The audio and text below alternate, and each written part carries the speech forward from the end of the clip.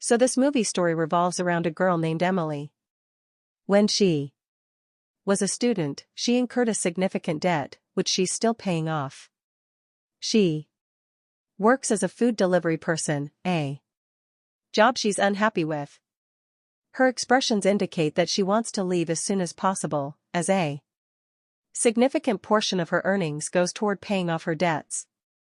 Meanwhile, Emily's friend tells her she can arrange an interview at her employer.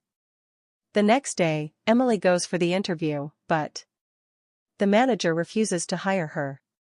The reason given is that Emily has a criminal record and no one is willing to hire her. She leaves angrily.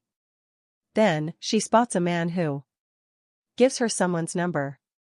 He tells her that she could benefit greatly from this position, telling her that they'll pay her $200 for an hour.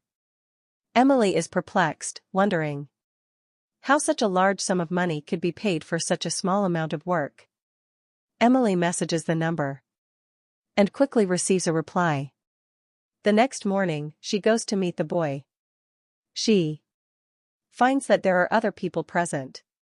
It turns out that this boy, named Yusuf, is a notorious scammer. His job is to steal people's credit card details and convert them into fake cards. Using their information, he commits major thefts, and he has become quite advanced in this. He now begins telling the people present there that their only job is to use this fake card to steal very expensive items from major shopping malls and big brands. And when you deliver the items to them, you will receive a handsome profit. Because the work was not good at all. It was illegal. Tamalai becomes worried, thinking, what if I get caught?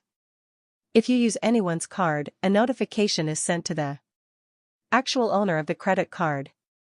This could have put the MLA's life in danger. And another thing, whenever you shop at a major store, they ask for your identification. Here, at least your phone number. What if she fails here too? Yusuf tells her, there's no need to worry. I've prepared your fake ID card. Now you just focus on your work.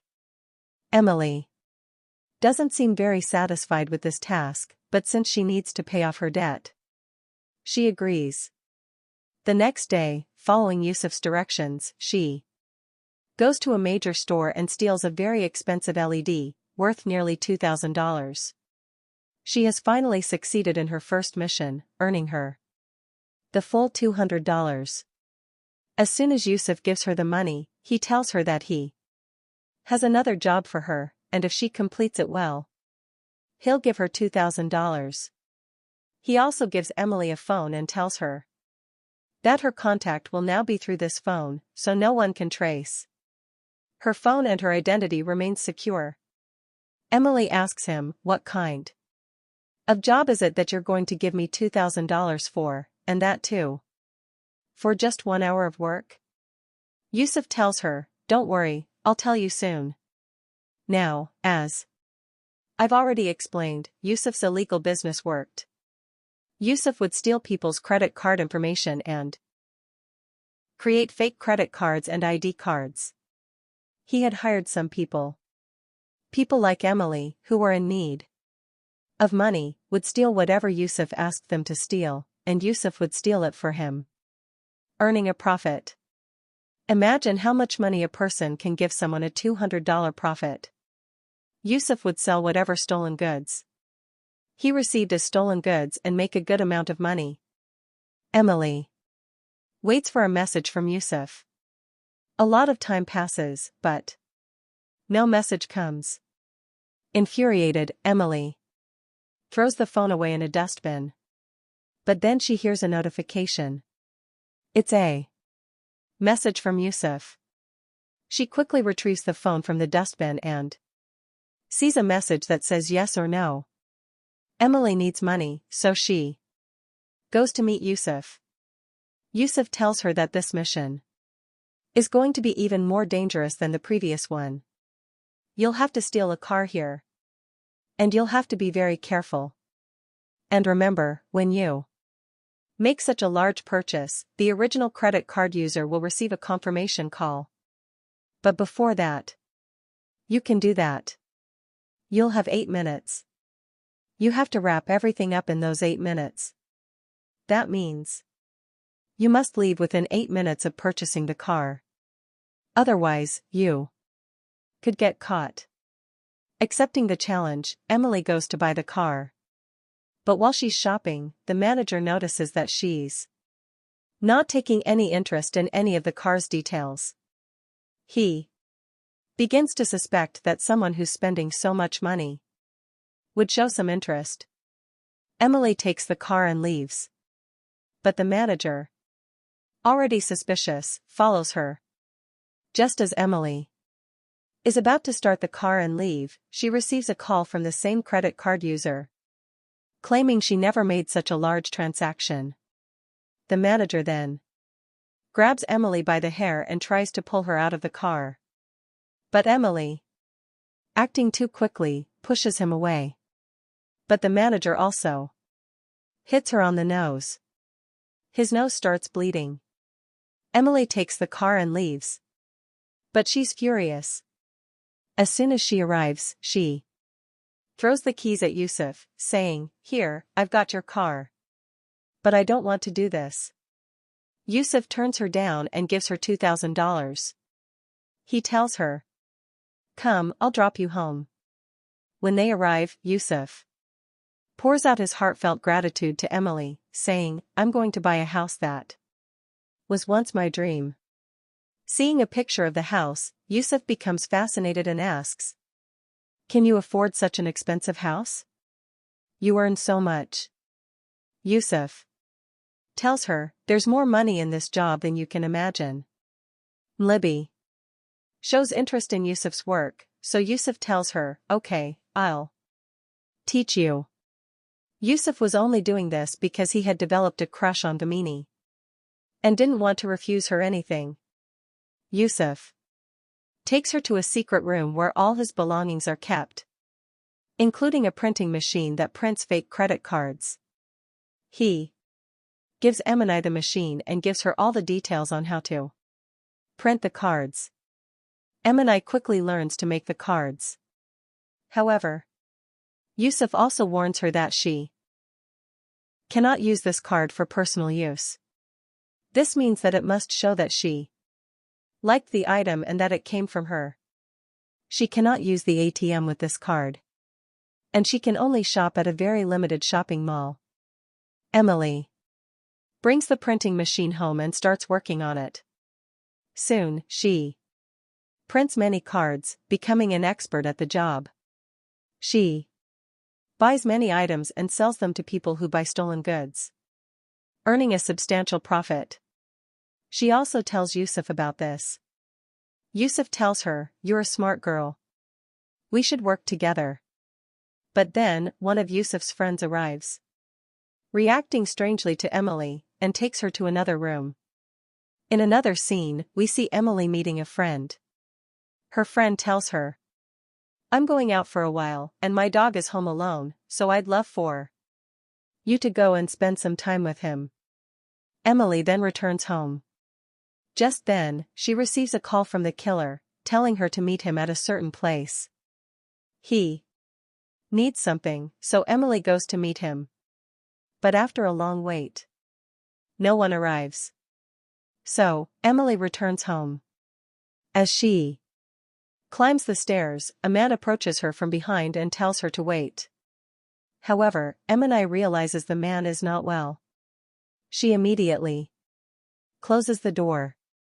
Then the man, after hitting and forcing himself on her, opens the door and comes inside.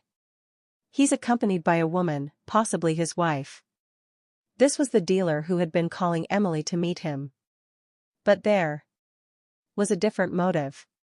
He actually wanted to steal all of Emily's money. He holds a knife to Emily's neck and demands she give him all of her money. Terrified, Emily tells him everything about where she's kept all the money she's earned. The dealer takes all of her money and leaves. Emily stands there, distraught. She's shocked. That she's worked so hard, yet now she has no money. She angrily goes downstairs. She goes to the dealer's car and finds him in an electrical outlet. The shock causes him to temporarily lose consciousness.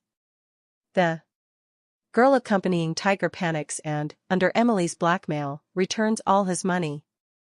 We then see Emily's friend, who had been out on business, return.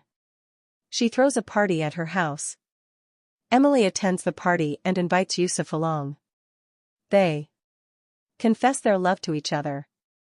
This means they officially liked each other and knew it. Upon returning, Yusuf brings Emily to his dream home, the one he wanted to buy. Emily also meets Yusuf's mother. Yusuf's cousin, who had reacted strangely to seeing her, arrives.